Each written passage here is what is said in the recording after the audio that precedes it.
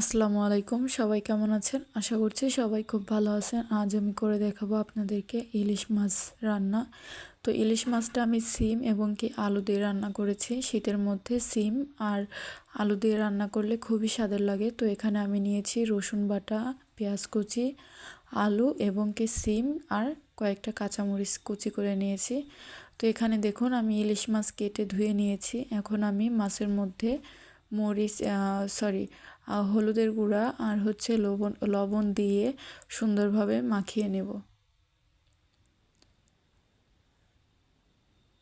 তো দেখুন হলুদ আর লবণটাকে আমি মাছের সাথে ভালো করে মাখিয়ে নিচ্ছি। আর এখানে হচ্ছে আমি কড়াইটা গরম করে এর মধ্যে দিয়ে দিচ্ছি সরিষার তেল। তো দেখুন তেলটা গরম হয়ে গেলে এখন তেলের মধ্যে আমি দিয়ে দিব মাছগুলোকে।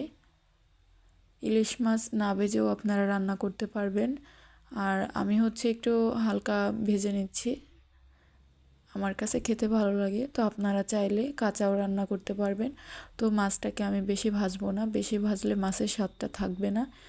আর আমি হচ্ছে অল্প ভেজে নিচ্ছি। তো দেখুন মাছের এই পিঠটা আমি দেখুন আমি বেশি ভাজি নাই, অল্প একটু রেখে আমি উল্টে দিচ্ছি।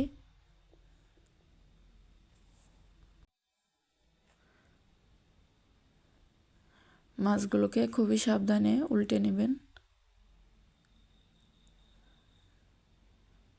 তো দেখুন আমার সব মাছগুলো ভাজা হয়ে গেছে, আমি উঠাই নিছি।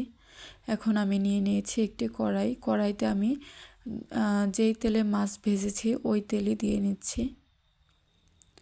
তো দেখুন এখন তেলের মধ্যে আমি দিয়ে দিচ্ছি পেঁয়াজ কুচি। তো পেঁয়াজ কুচিটাকে আমি এখন ভেজে নিব। ভেজে নেওয়ার পরে এখানে আমি দিয়েছি হলুদের গুঁড়া, দিচ্ছি লবণ আর একটু জিরার গুঁড়া দিয়েছি। এর মধ্যে আমি এখন দিব রসুন বাটা। তো আপনারা রসুন বাটাটা আগে দিয়ে নেবেন। এখন আমি রসুন বাটা এবং এই সব কিছুর সাথে মিশিয়ে ভালো করে নেড়ে চেড়ে নিব।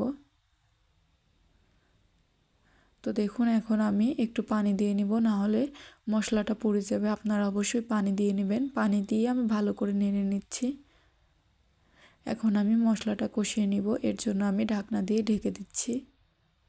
দেখুন ঢাকনাটা তুলে নিয়েছি, আমার কিন্তু মশলাটা এখনও হয় নাই।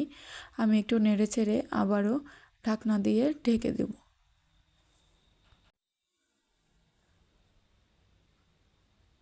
দেখুন আমার মশলাটা একদম হয়ে গেছে কষানো।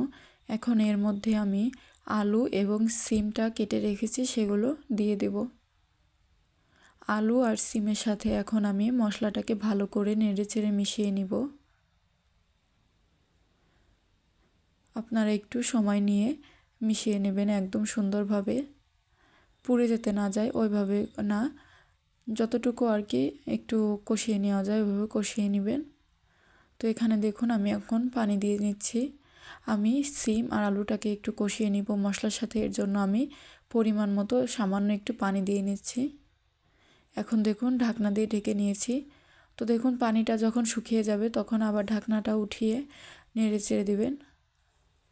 তো দেখুন এখানে আমি ভালোভাবে নেড়ে চেড়ে মশলার সাথে আলু এবং সিমটাকে কষিয়ে নেওয়ার পরে এখানে আমি পরিমাণ মতো পানি দিয়ে নিচ্ছি।